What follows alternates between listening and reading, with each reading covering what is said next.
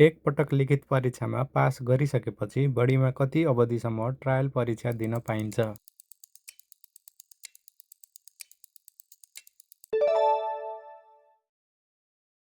एक पटक लिखित परीक्षा उत्तीर्ण गरिसकेपछि बढीमा कति पटकसम्म ट्रायल परीक्षा दिन पाइन्छ?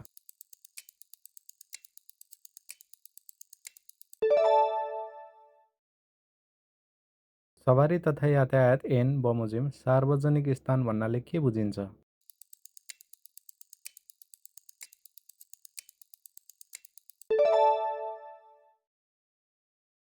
निजी सवारीले सवारी साधन कर कहिलेसम्म बुझाइसक्नु पर्दछ?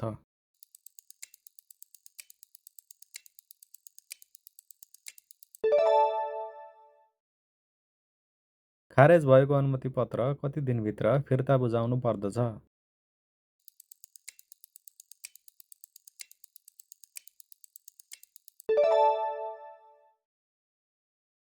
पर्यटक सवारी साधनलाई कुन सवारी साधन सरह मानिन्छ?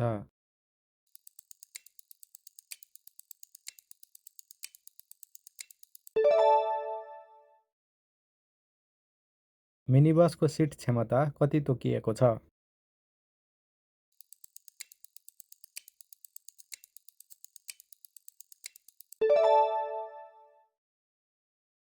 कति वर्ष उमेर पुरा भएका व्यक्तिलाई ठूलो र मझौला सार्वजनिक सवारी साधन चलाउन अनुमति पत्र दिइँदैन?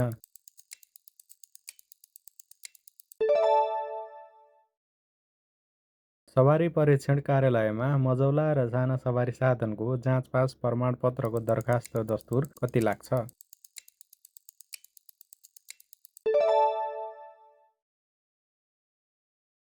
सवारी ऐन अनुसार चालक भन्नाले कसलाई बुझिन्छ?